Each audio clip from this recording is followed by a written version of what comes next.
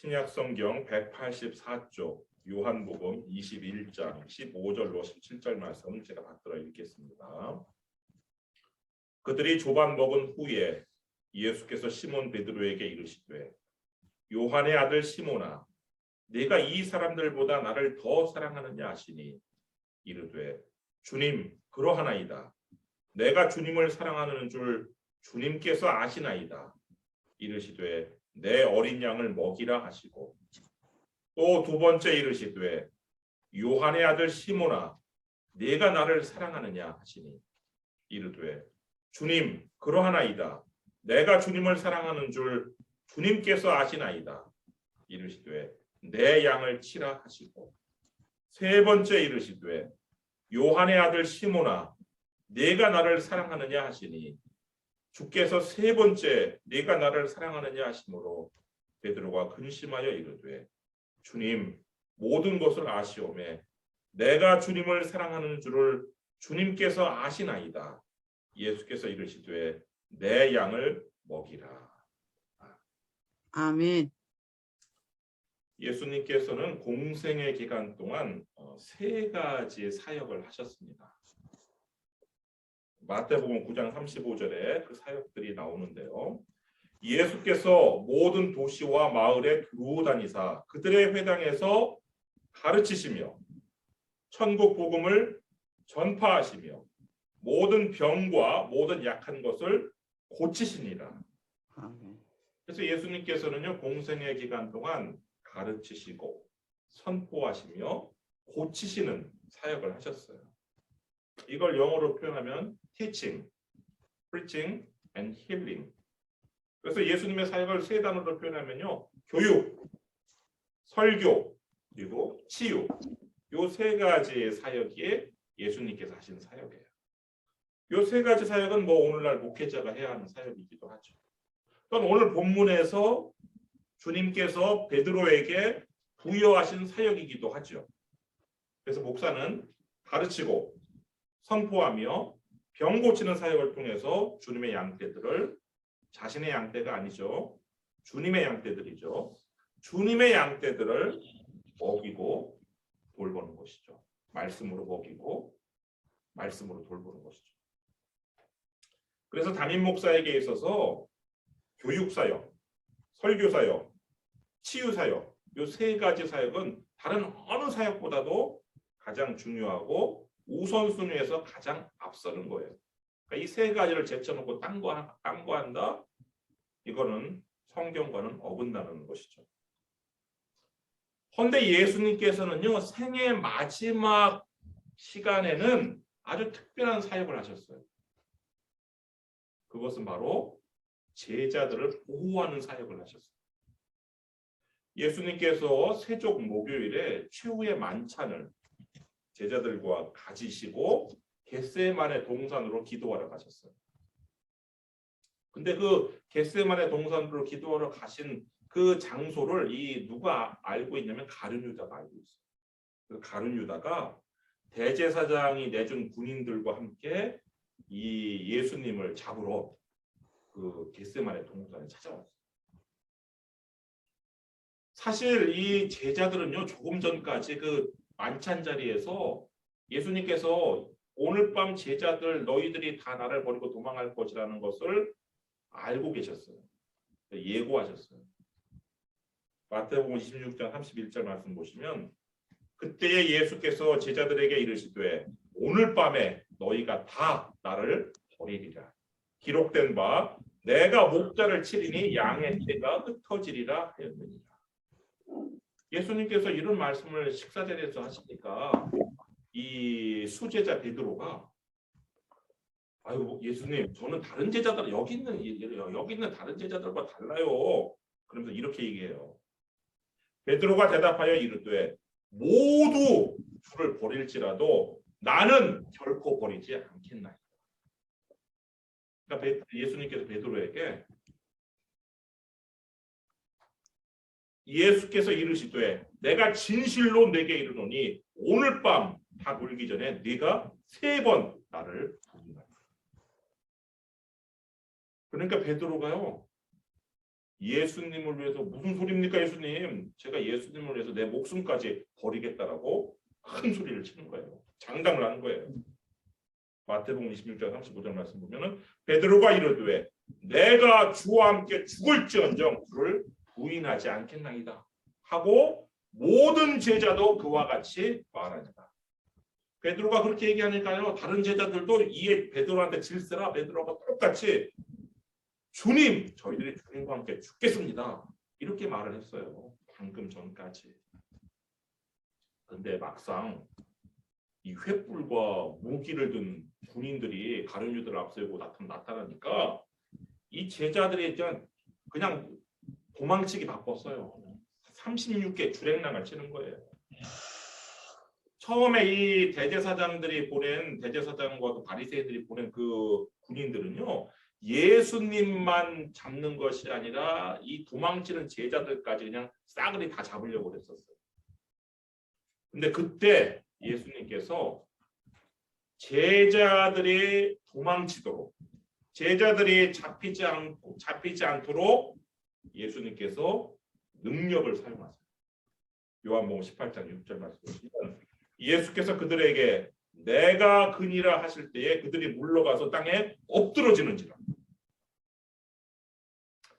땅에 엎드러진 그들에게 예수님께서 누구를 찾느냐 다시 물어보셔요. 그리고 이렇게 말씀을 하세요. 요한복음 18장 7절 이에 다시 누구를 찾느냐고 물으신데 그들이 말하되 나사렛 예수라 하거늘 예수께서 대답하시되 너희에게 내가 그니라 하였으니 나를 찾거든 이 사람들이 가는 곳은 용납하라. 그래서 군병들은요 예수님만 체포를 하고 제자들은 그냥 도망치는 거예요. 근데 제자들이 다 도망치는데 한 제자만 도망치지 않고 칼을 빼들고 막 싸워요. 요한복음 18장 10절 말씀 보시면 이에 시몬 베드로가 칼을 가졌는데 그것을 빼어 대제사장의 종을 쳐서 오른편 귀를 베어버리니 그 종의 이름은 말고라. 바로 수제자 베드로였어요.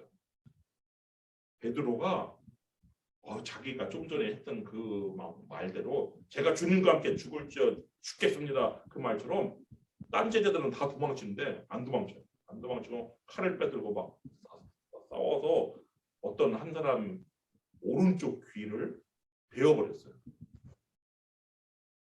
근데 예수님께서 베드로한테요 칼을 거두라는 명령을 내리셨어요. 요한복음 18장 11절 예수께서 베드로더러 이르시되 칼을 칼집에 꽂으라. 아버지께서 주신 잔을 내가 마시지 아니하겠느냐 하십니다. 그러니까 예수님께서 이렇게 말씀하시니까 베드로가 칼을 칼집에 꽂고 얼른 도망쳐요. 다른 제자들처럼. 다른 제자들 도망가는데 막 합류를 도망가요. 사실 베드로도 원래부터 도망치고 싶었던 것 같았어요. 여러분이 만약에 칼을 가지고 누구랑 싸운다고 생각, 1대1로 싸운다고 생각해 보세요. 어디를 공격하겠어요? 오른쪽 귀를 공격해요. 어떻게 오른쪽 귀를 공격해요? 심장이나 목과 같은 어떤 그런 급소를 노리지 아니면 팔이나 다리 같은 어떻게 오른편 귀를 공격을 하냐고요. 이거는 어쩌면 그냥 싸우는 신용만 하려고 그냥 칼을 그냥 허공에 이렇게 휘둘렀는데 어떻게 하다 보니까 그 말고의 오른쪽 귀가 베어지는 거 아닐까요? 근데 예수님께서 너 얼른 칼을 칼집에 꽂아라 하니까 그냥 얼른 순종하고 도망친 제자들 무리에 합류했던 것 같아요. 여하튼 예수님께서 이 제자들을 보호해 주셔서 자기 자신만 희생시키고 예수님께서 제자들을 보호해 주셔서 제자들은 아무도 잡히지 않고 이 겟세마네 동산을 모두 다 빠져나갔어요. 요한복음은요 예수님의 그런 사랑과 희생을 이렇게 표현을 해요. 요한복음 13장 1절 말씀 보시면 유월절 전에 이 유월절이 바로 그 세종 목요일 날 그 날이었는데 예수께서 자기가 세상을 떠나 아버지께로 돌아가실 때가 이른 줄 아시고 세상에 있는 자기 사람들을 사랑하시되 끝까지 사랑하십니다. 예수님께서는요 제자들이 자신을 버리고 도망칠 줄 알면서도 제자들이 자기 사람이라는 이유로 끝까지 사랑하셨어요. 그런데 예수님께서 그 사랑하신 대상에서 딱 한 사람은 빠져요. 제외되었어요. 누구냐면 배신자 가룟 유다예요. 예수님께서는 마지막 최후의 만찬을 하시고 하나님께 기도를 하세요. 예수님께서 그 기도를 대제사장적 기도라고 하는데 요한복음에 길게 나와 있어요. 그 17장 12절에서 예수님께서 하나님 앞에 기도할 때 가룟 유다를 이렇게 표현을 해요. 내가 그들과 함께 있을 때에 내게 주신 아버지의 이름으로 그들을 보존하고 지켰나이다. 그 중에 하나도 멸망하지 않고 다만 멸망의 자식뿐이오니 이는 성경을 응하게 합니다. 예수님께서는요 가룟 유다를 일컬어 뭐라고 얘기하냐면 멸망의 자식이라고 표현해요. 가룟 유다는 예수님을 배반하고 예수님의 대적자들을 찾아갔어요. 원래 이 예수님의 대적자들도요 이날 예수님을 잡아서 십자가에 달 계획이 없었어요. 예수님을 죽이고는 싶었지만 야 명절에는 우리 말자 이랬었어요. 그런데 갑자기 예수님의 제자 중 하나가 찾아온 거예요. 가룟 유다가. 내가 예수를 넘겨줄 테니 너희들 나한테 얼마를 주겠느냐. 그래서 급박하게 그냥 그날 예수님을 잡아다가 그 다음날 십자가에 못 박은 거예요. 은 30냥 받고 이 대적자들의 앞잡이가 되어서 이 겟세마네 동산으로 예수님을 잡으러 온 이 가룟 유다. 이 가룟 유다는 뭐 한때 예수님의 선택을 받았고 한때 예수님의 신임을 받았어요. 그러니까 재정을 맡았겠죠. 이제는 변절자가 됐어요. 변절자가 되어서 예수님으로부터 멸망의 자식이라는 말을 듣게 되었어요. 여러분 도망자는 괜찮아요. 예수님께서 도망한 이 11명의 제자들을 정죄하지 않으셨어요. 그러나 변절자는 그렇지 않아요. 예수님께서는 변절자를 멸망의 자식이라고 정죄하셨어요. 여러분 다음 달에 우리 연회가 있는데 이번에 연회에서 주요 안건 중에 하나가 감독 선거예요. 감독 선출인데 교회 회의를 비롯해서 모든 회의는 안건이 있어요. 그렇다면 최초의 교회 회의는 성경에 교회 회의가 여러 개 나와요. 최초의 교회 회의에서 다룬 안건은 무엇이었을까요? 혹시 회장님 아세요? 너무 어려운 질문일까요? 최초의 교회 회의에서 다룬 안건 잘 모르시겠죠? 사랑하라. 네, 권사님 최초의 교회 회의에서 다룬 안건은 무엇인지 아세요? 잘 몰라요. 예, 알겠습니다. 제가 말씀드릴게요. 최초의 교회 회의는 사도행전 1장 15절 16절에 나오는데요. 모인 무리의 수가 약 120명이나 되더라. 그때 베드로가 그 형제들 가운데 일어서서 이르되 형제들아 성령이 다윗의 입을 통하여 예수 잡는 자들의 길잡이가 된 유다를 가리켜 미리 말씀하신 성경에 응하였으니 마땅하도다. 최초의 교회 회의는요 다락방 예루살렘 다락방에서 열린 회의가 최초의 교회 회의인데 그 회의에서 다룬 최초의 안건은 뭐냐면 가룟 유다예요. 가룟 유다를 정죄했어요. 뭐를 정죄했냐면 예수 잡는 자들의 길잡이라고. 근데 사실 이때 가룟 유다는 죽고 없어요. 고인이 됐어요. 우리가 보통 고인이 된 사람은 그 사람이 아무리 살아있을 때 악한 짓을 했어도 고인이 된 사람한테는 우리가 뭐 더 이상 안 하잖아요. 뭐를 이미 죽었는데 뭐. 그런데 최초의 교회 회의에서는 이미 죽었지만 가룟 유다를 정죄했어요. 예수 잡는 자들의 길잡이라. 그리고 그 다음에 가룟 유다에 대한 저주를 선언했어요. 사도행전 1장 20절 말씀 보시면 시편에 기록하였으되 그의 거처를 황폐하게 하시며 거기 거하는 자가 없게 하소서 하였고 또 일렀으되 그의 직분을 타인이 취하게 하소서 하였도다. 가룟 유다의 집을 폐허로 만드시고 가룟 유다의 직분을 다른 사람이 차지하게 해달라는 저주가 가룟 유다에게 선언됐어요. 그리고 다음 만건은 뭐냐? 그 저주를 실행하는 것이었어요.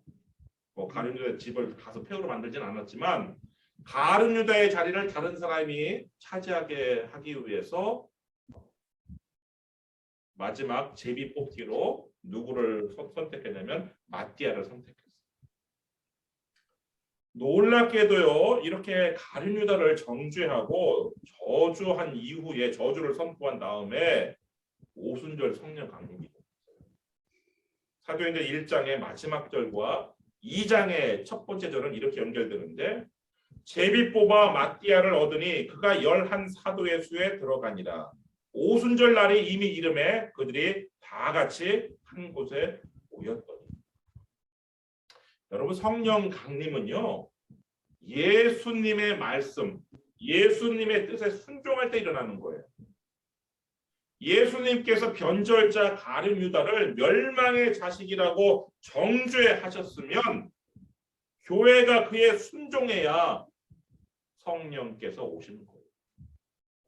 예수님께서 멸망의 자식과 자기 사람을 구별하셨으면 교회는 그 주님의 뜻에 따라야 되는 것이에요. 이렇게 예수님께서는요, 십자가에 달리시기 전에는 자기 사람들을 끝까지 사랑하시고 자기 사람들을 보호하시는 사역을 하셨어요. 한편 예수님께서 십자가에 달리시고 3일 만에 부활하셨어요. 바로 주일 새벽에 오늘 부활하셨는데 그 주일 새벽에 부활하신 예수님께서 부활하신 후에 하신 사역은 뭐냐?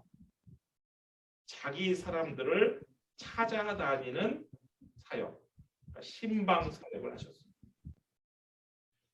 먼저 주일 새벽에 부활하신 그 예수님께서는요, 그날 바로 저녁에 제자들을 찾아가셨는데 우리 오늘 본문에서 한 장 넘기시면 요한복음 20장 19절이 있어요. 요한복음 20장 19절 말씀 한번 보겠습니다. 이날은 바로 예수님께서 부활하신 날이에요. 곧 안식 후 첫날, 안식일은 토요일이니까 유대인들이 지키는 안식일은 토요일이니까 안식 후 첫날 바로 주일을 말하는 거죠. 주일 저녁 때에 제자들이 유대인들을 두려워하여 모인 곳에 문들을 닫았더니 예수께서 오사 가운데 서서 이르시되 너희에게 평강이 있을지어다. 지금 이 가룟 유다는 뭐 여기 없고요. 또 여기 없는 제자가 한 명 있어요. 도마예요. 도마가 또 없어요. 그러니까 10명의 제자들만 지금 유대인들이 두려워가지고 예수님을 죽인 유대인들이 자기들도 죽일까봐 두려워가지고 문들을 다 닫아 걸고서는 저녁을 먹고 있는데 예수님께서 갑자기 나타나시고, 그러니까 부활하신 후에 예수님의 그 부활의 몸은요, 우리가 생각하는 이런 몸이 아니에요. 그러니까 뭐 과학에서 막 뭔가 뭐 그냥 뭐 순간 이동 막 그런 과학 SF 영화가 이렇게 있는데 뭐 그런 식이에요. 부활 후에 예수님이 나타나죠. 이렇게 순간적으로 이동하시는 그런 몸인데 예수님께서 오셔서 예수님을 버리고 도망친 제자들한테 야, 나 솔직히 엊그저께 너무 섭섭했다. 너희들 막 나를 위해서 목숨을 바치겠다는 둥 막 그렇게 큰 소리 치더니 그래 나를 버리고 다 도망쳤어? 이렇게 말씀하신 것이 아니라 자신을 버리고 도망친 제자들한테 평강이 있으시고 평화를 기원하셨어요. 이 제자들의 마음이 지금 얼마나 두려워요. 두려움이 있단 말이에요. 지금 유대인들을 두려워해가지고. 이 두려움이라는 것은요, 하나님에 대한 두려움 외에 사람들을 두려워하는 이 두려움이라는 것은 예수님께서 이거는 평강으로 바꾸시기를 원하는 그런 감정이에요. 그런 마음이에요. 그래서 예수님께서 사람들, 유대인들을 두려워하는 하나님이 아니라 유대인들을 두려워하는 이 제자들에게 두려움을 내어 쫓으시면서 평화를 선언하세요. 그리고 이 도망친 제자들한테 예수님께서 전과 동일하게 예전에 그들을 2명씩 짝을 지어서 전도 여행을 파송한 것처럼 파송을 하세요. 그 21절 한번 보세요. 21절. 예수께서 또 이르시되 너희에게 평강이 있을지어다. 한 번 더 평강을 선언하시고 아버지께서 나를 보내신 것 같이 나도 너희를 보내노라. 예수님께서 이 제자들을 보내셨어요. 어디로? 세상으로. 무엇하라고? 예수님의 부활을 전하라고 보내셨어요. 그러면서 그들에게 필요한 2가지를 주셨어요. 22절 말씀 보시면 이 말씀을 하시고 그들을 향하사 숨을 내쉬며 이르시되 성령을 받으라. 그래서요, 오순절 성령 강림 이전에 이미 10명의 제자들은요, 부활절 날에, 부활절 당일에 성령을 받았어요. 그리고 나머지 120명의 제자들이 50일 후에, 부활절 다음에 50일 지난 게 오순절인데, 그 오순절 50일 후에 성령 강림을 또 받은 거죠. 이 10명의 제자들, 예수님께서 자기 사람들이라고 생각하는, 끝까지 사랑하는 이 사람들은 부활절 날 성령을 받았어요. 왜 예수님께 성령을 주셨냐면 그들이 부활의 증인이 되게 하도록 하기 위해서 성령을 주셨어요. 그리고 중요한 거 한 가지를 더 주셨는데 바로 사죄의 능력을 주셨어요. 23절. 너희가 누구의 죄든지 사하면 사하여질 것이요 누구의 죄든지 그대로 두면 그대로 있으리라 하십니다. 이 사죄의 능력을 예수님께서 주셔서요, 오늘날도 안수받은 주님의 종들이 사죄의 선언을 할 때 죄 용서함을 받는 거예요. 그와 동시에 용서해 주지 않으면 그 죄는 용서받지 못한 채 남아있는 거예요. 그런데 이렇게 예수님께서 주시는 성령을 받고 예수님께서 사죄의 능력을 부여해 주셨는데, 권세를 주셨는데, 그러면서 파송을 했는데 세상에 이 제자들이 예수님의 파송에 순종하지 않아요. 세상에 나가서 주님의 부활을 전해야 되는데 베드로가 뜬금없이 물고기 잡으러 간다고 해요. 요한복음 21장 2절 3절 말씀 보시면 시몬 베드로와 디두모라 하는 도마와 갈릴리 가나 사람 나다나엘과 세베대의 아들들과 또 다른 제자 둘이 함께 있더니 시몬 베드로가 나는 물고기 잡으러 간다 하니 그들이 우리도 함께 가겠다 하고 나가서 배에 올랐으나 그날 밤에 아무것도 잡지 못하였다.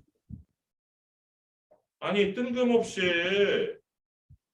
베드로가 예수님의 파송에 순종하는 대신에 물고기 잡으러 간대요. 그런데 11제자 모두 다 베드로와 같이 있다가 물고기 잡으러 간 건 아니에요. 지금 보면은 도마, 베드로 다음에 도마가 나와요. 그리고 나다나엘, 그리고 이름이 나오지 않지만 세베대의 아들들이라는 표현을 통해서 요한과 야고보, 그리고 진짜 이름이 나타나지 않은 2명의 제자. 그러니까 6명의 제자만 지금 베드로와 함께 있다가 베드로가 나 물고기나 잡으러 갈란다 하니까 이 6명의 제자가 나도 하면서 같이 간 겁니다. 근데 이게요 굉장히 특이한 게 예수님의 제자들이 전부 다 어부 출신들이 아니에요. 특히 이 나다나엘은요 거기 보면 갈릴리 가나 사람이라고 돼 있잖아요. 갈릴리 호수가 있어서 이 호수 주변에 있는 마을 사람들은 전부 다 호수가에서 물고기 잡은 어부 출신들이에요. 예를 들어서 베드로 동생 안드레, 그리고 베드로와 동업자인 이 세베대 아들들의 요한, 야고보, 이런 사람들은 다 그 물고기 잡는 게 자신들의 직업이었어요. 그런데 가나는 어디냐면 갈릴리 호수 주변에 있는 도시가 아니에요. 갈릴리 가나는 산골 마을이에요. 예수님도 나사렛이 산골 마을이거든요. 그러니까 예수님도 물고기를 잡은 적이 없어요. 예수님 직업이 목수였잖아요. 그래서 산골이니까 산이 많으니까 나무가 많으니까 목수란 말이에요. 주로 직업이. 바닷가 사는 사람들은 직업이 물고기를 잡는 어부고. 나다나엘은요. 그래서 이 어부가 아니에요. 원래 전직이. 가나 산골 마을이었기 때문에 어쩌면 목수였을 거예요. 예수님처럼. 그런데 이런 나다나엘도 지금 물고기 잡으러 따라가는 거예요. 베드로 따라. 이걸 보면은 베드로가 모든 제자에게 영향력이 있었던 건 아니에요. 왜냐하면 나머지 제자들은 함께하지 않았습니다. 그렇지만 적어도 몇몇 제자들한테는 영향력이 있는 그런 제자였던 것 같아요. 근데 도대체 왜 이 베드로가 이 예수님의 파송을 따르지 않고 도대체 자신의 옛 생활로 돌아갔을까요? 베드로가. 아마도 베드로는요. 예수님을 3번이나 부인한 자기 자신을 도저히 용서하지 못한 것 같아요. 그리고 어쩌면 이 베드로와 함께하지 않은 나머지 제자들도 이 베드로를 도저히 용서하지 못했던 거예요. 예수님을 부인하고 저주까지 하고. 이게 우리가 볼 때는 사실 도끼 객기는 아니에요. 지네들도 다 도망갔으면. 베드로를 또 같이 또 도망친 것들끼리 우리는 그래도 베드로처럼 저주는 부인은 안 했어. 예수님 부인은 안 했어. 하면서 또 베드로를 이렇게 배척하는 이런 모습이잖아요. 근데 중요한 것은 뭐냐? 예수님께서 주신 이 사제의 이 권세, 능력에 따라서 누구의 죄든지 그대로 두면 그대로 있는 거예요. 베드로가 자기 자신의 죄를 그대로 두었기 때문에 자기 자신을 용서하지 못하고 그대로 두었기 때문에 베드로의 죄가 그대로 있어요. 지금. 그리고 나머지 제자들이 지금 베드로와 함께하지 않은 나머지 제자들이 베드로를 용서해주지 않았기 때문에 베드로의 죄가 그대로 있어요. 자신의 죄가 그대로 있는 이 베드로가 도무지 양심상 예수님의 파송을 받아들일 수 없었던 것 같아요. 그래서 그냥 예수님 만나기 이전의 생활로 돌아가려고 했던 거예요. 그런데 부활의 주님께서 예수님을 이 베드로를 찾아오신 거예요. 거기 4절 말씀 보시면 요한복음 21장 4절. 날이 새어갈 때에 밤새도록 근데 물고기를 잡았는데 이 베드로가 3년간 쉬었잖아요. 이 어부 생활을. 3년 만에 그물을 잡으니까 이게 영 낯설어요.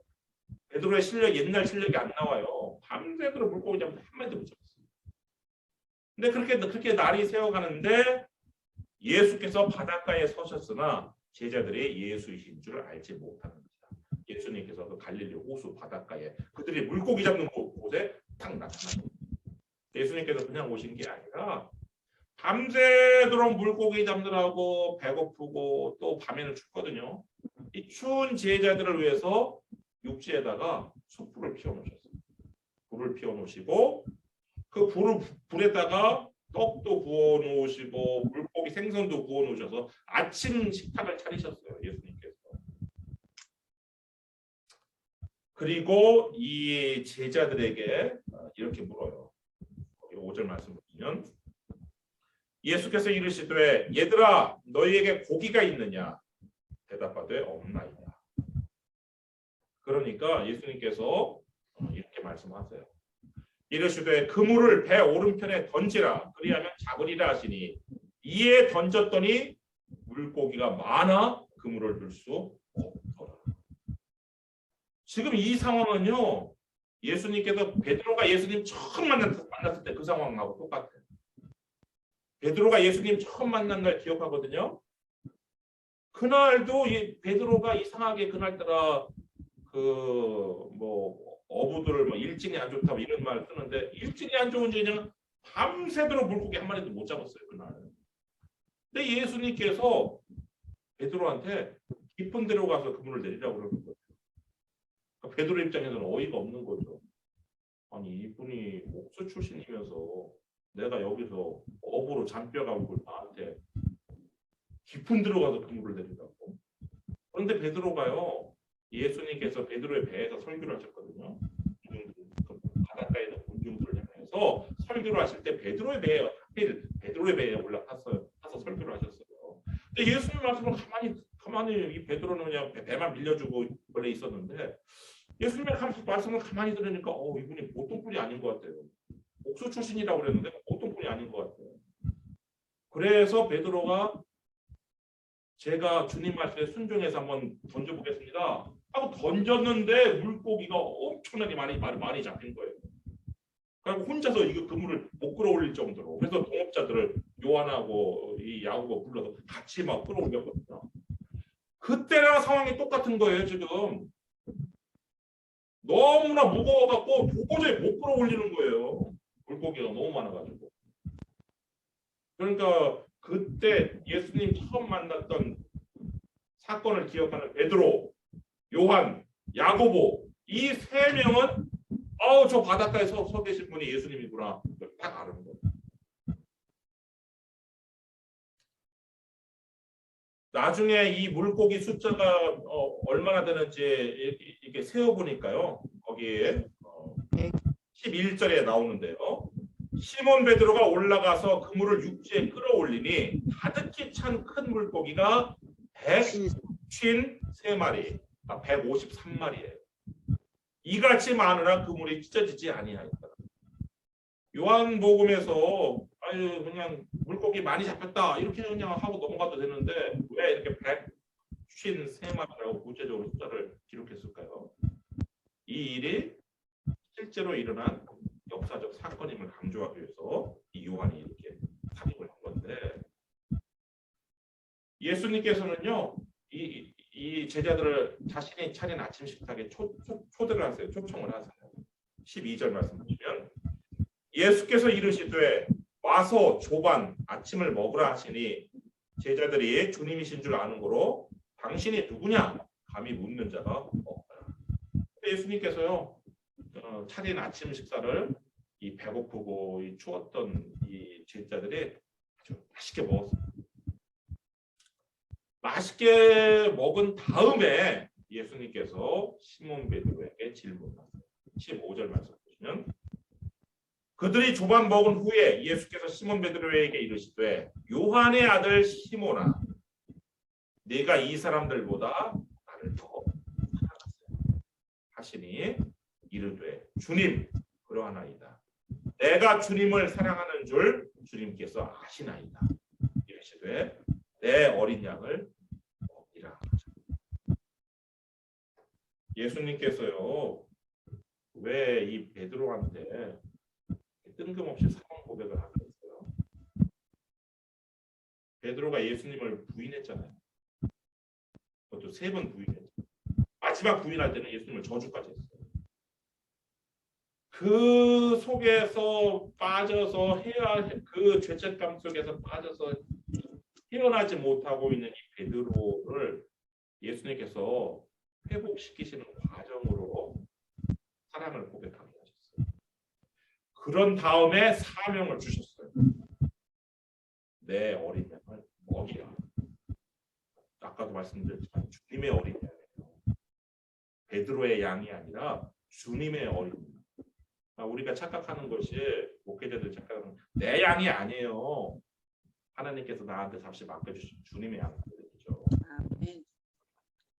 그렇게 사명을 주셨는데 다시 또 같은 질문을 하세요. 16절 말씀 보시면 또 두 번째 이르시되 요한의 아들 시몬아 네가 나를 사랑하느냐 하시니 이르되 주님 그러하나이다. 내가 주님을 사랑하는 줄 주님께서 아시나이다.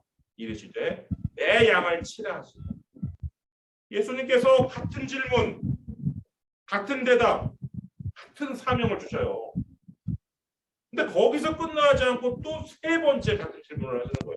17절 말씀 보시면 3번째 이르시되 요한의 아들 시몬아 네가 나를 사랑하느냐 주께서 3번째 네가 나를 사랑하느냐 하심으로 베드로가 베드로가 근심하여 이르되 주님 모든 것을 아시오매 내가 주님을 사랑하는 줄을 주님께서 아시나이다.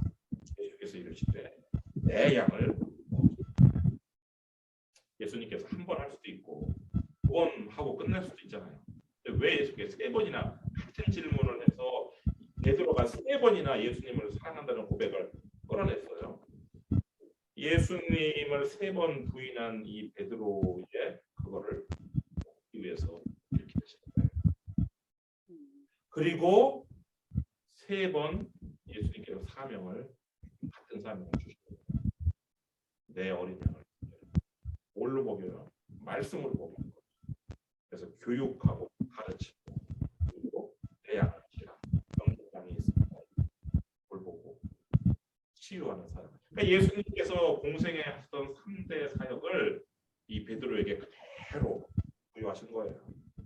그래서 베드로와 모든 사도들은 다 그 사역을 물려받은 거예요. 그것이 쭉 교회의 이렇게 안수를 통해서 오늘날 안수받은 모든 목회자들이 해야 되는 3대 사역이 바로 교육, 설교, 그리고 치유 세 가지 사역이 있는 것이죠. 그래서 이 세 번 부여받은 사명을 위해서 이 베드로는 완전히 바뀌었어요. 그래서 자신의 그 사역을 위해서 자신의 목숨까지 바칠 수 있게 되어서 베드로가 나중에 예수님처럼 십자가에 로마에도 달려게 됐죠.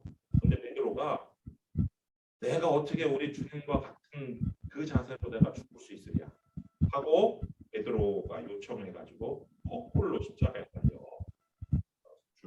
순교한 거죠.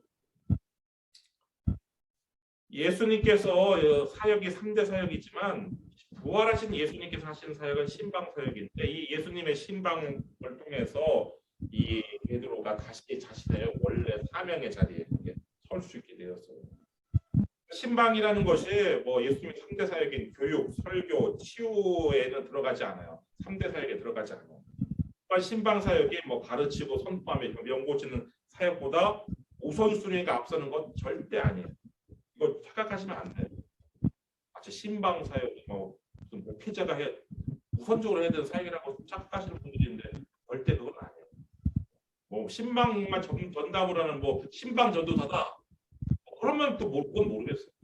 그러나 담임 목사의 사역은 가르치고 선포하고 그리고 고치는 이 사역이 우선순위에 있어요. 그렇지만 이 신방 사역을 통해서 사람들의 사명의 자리로 다시 올릴 수 있는 이 예수님의 신방 사역을 통해서 우리는 그런 것을 배울 수가 있는 거죠. 부활의 주님께서 이 베드로를 찾아가신 것처럼 부활의 주님께서 오늘 우리를 찾아오실 수 있어요. 여러분들을 찾아오실 수 있어요. 그래서 여러분들이 예수님께 여러분들에 대한 사랑을 고백하실 때에 우리의 문제가 해결되고 다시 주님의 사명자가 될 수 있는 거예요. 여러분을 찾아오시는 주님을 거절하지 마시고 주님과의 관계가 회복되며 주님께서 주신 사명에 순종하는